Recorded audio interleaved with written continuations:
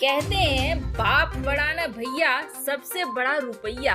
क्या नेपाल के प्रधानमंत्री ओली किसी डर की वजह से चुप है? आखिर वह डर क्या है? क्यों चीन का सामना करने से डर रहे हैं?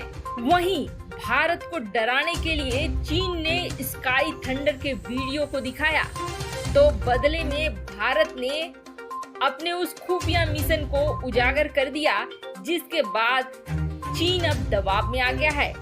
आइए जानते हैं भारत का वह खुफिया मिशन क्या है जिससे चीन इतना डर गया है। चीन की सोच के बाहर भारत ने काम कर दिया है। आइए इन खबरों को जानते हैं विस्तार से। ऐसा तो अंदाजा लग ही गया था कि नेपाल के प्रधानमंत्री ओली थाली में परोसकर नेपाल को चीन के हवाले कर रहे हैं, लेकिन अब प्रमाण भी सामने आने लगा। वैसे प्रमाण लाने वाले एक व्यक्ति को रास्ते से हटा दिया गया है। धीरे धीरे चीन नेपाल की लगभग सारी जमीनों को हड़प लेगा और इसकी शुरुआत भी उसने कर दी है। नेपाल लगातार चीन की विस्तारवादी नीति का शिकार हो रहा है।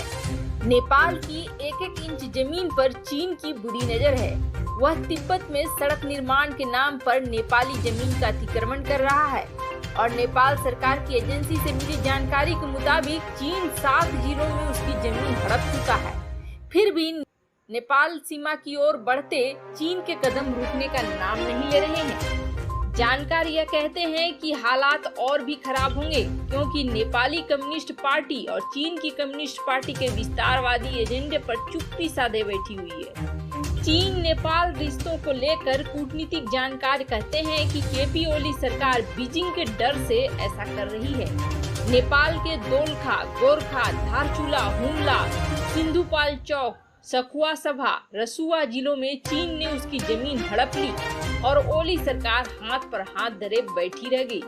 नेपाल में जमीन के नक्शों और भूमि सर्वेक्षण करने वाले विभाग के मुताबिक चीन दोलखा स्थित अंतर्राष्ट्रीय सीमा का 1500 मीटर हिस्सा हड़प चुका है। उसने कोरलांग क्षेत्र के पिलर संख्या 57 पर भी अतिक्रमण किया है। दरअसल ये वो इलाका है जिसकी सीमा को लेकर दोनों देशों के बीच पहले से तनाव चल रहा था और चीन की सरकार नेपाल पर इस सीमा विवाद को अपने हित में सुलझाने के लिए पहले से ही दबाव बना रही थी। भारत अमेरिका से तनाव के बीच चीन ने दुनिया को अपनी एक नई ताकत दिखलाई है और जिसके जवाब में भारत अपनी शक्ति को उजागर कर दिया है। आइए जानते हैं कि दोनों ने अपनी कौन सी शक्ति को दिखलाया है। बात करते हैं चीन की। भारत और अमेरिका से बढ़ते तनाव के बीच चीन ने अपने एक मिसाइल का परीक्षण किया है और वैसे कहा जाता है कि यह मिसाइल काफी पहले चीन ने बना ली थी, बस दुनिया के सामने नहीं दिखलाया था। चीन ने अपनी स्टील्थ मिसाइल स्काई थंडर को पहली बार दुनिया के सामने लाया है। चीन की सरकारी मीडिया चाइना सेंट्रल टेलीविजन ने हवा से सतह पर मार करने वाली इस स्टील्थ मिसाइल के टेस्ट का वीडियो फुटेज जारी किया है और बताया जा रहा है कि यह मिसाइल लगभग 500 केजी का है, जिसे किसी भी फाइटर जेट से दागा जा सकता है और यह मिसाइल 64,000 वर्ग फुट में जमीनी लक्ष्यों को नष्ट करने के लिए 240 से अधिक बमों को गिराने में सक्षम है और सामरिक विशेषज्ञ इसे चीन का सबसे आधुनिक और महत्वपूर्ण हथियार बता रहे हैं। स्टील्थ टेक्नोलॉजी होने की वजह से यह मिसाइल दुश्मन देश के रडार में भी नहीं दिखाई देगी। चीनी भाषा में इस मिसाइल को तियानली 500 नाम दिया गया है, जबकि अंग्रेजी में इसे स्काई थंडर बुलाया जाता है। रिपोर्ट के अनुसार स्काई थंडर एक प्रिसीजन गाइडेड, मॉड्यूलर और मल्टी फंक्शनल मिसाइल है जो कि अपने लक्ष्य को सटीकता के साथ भेदने में सक्षम है।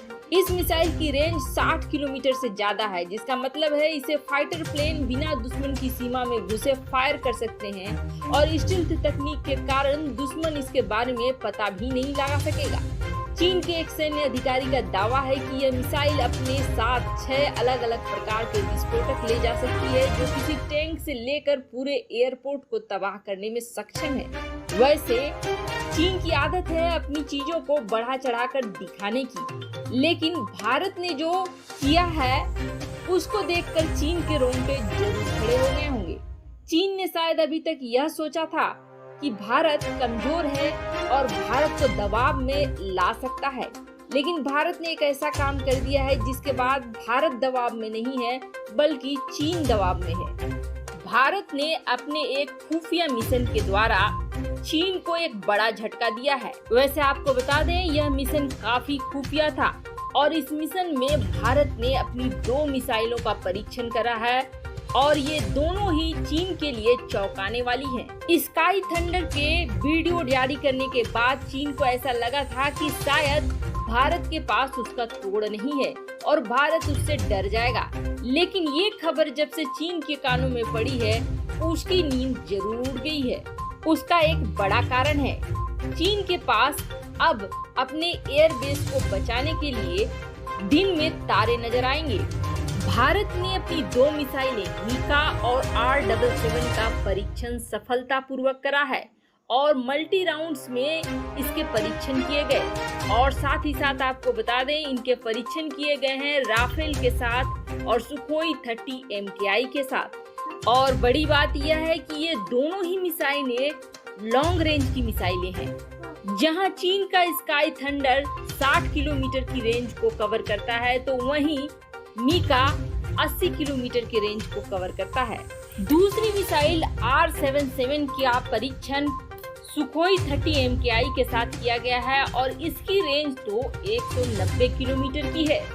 इसका मतलब यह हो गया कि चीन के एयरबेस को आसानी से भारत अपनी सीमा में रहते हुए निशाना बना सकता है और अपने एयरबेस को बचाने के लिए चीन को एक ही उपाय है कि वह S-400 को लगाए, लेकिन रूस ने भी S-400 चीन को देने से मना कर दिया है।